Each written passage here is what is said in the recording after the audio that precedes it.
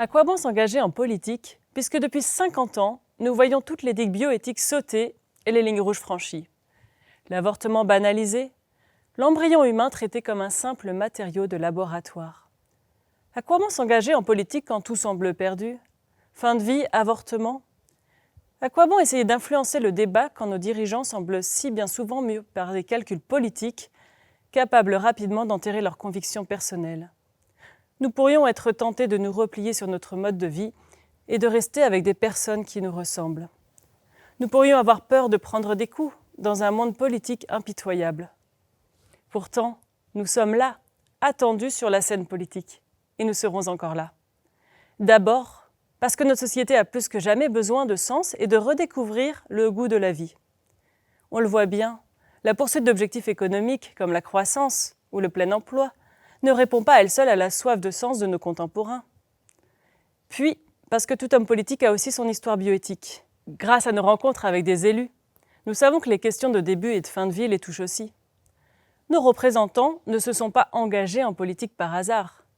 Parions qu'il y ait, au fond d'eux, ce désir toujours vif de servir la justice et la vérité.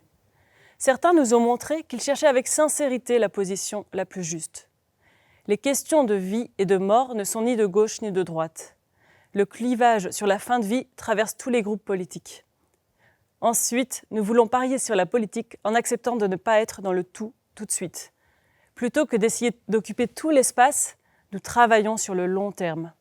Et comme on ne veut pas se contenter de résister au projet de loi inique, nous nous efforçons de proposer un modèle de société plus humain, en proposant et en encourageant les mesures politiques qui soutiennent les femmes, les couples, les familles, afin qu'ils soient en mesure d'accueillir la vie.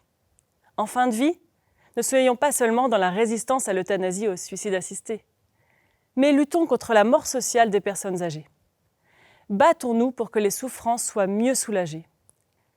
Enfin, ça vaut encore la peine aujourd'hui de croire à la politique, parce qu'il existe bien des façons d'agir, chacun à son niveau.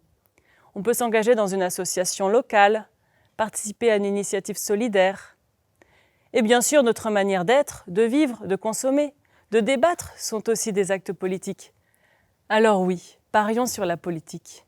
Parions que chacun de nous est capable de semer des petites graines pour une société plus juste et plus solidaire. Si la politique est l'art du meilleur possible, soyons les meilleurs possibles.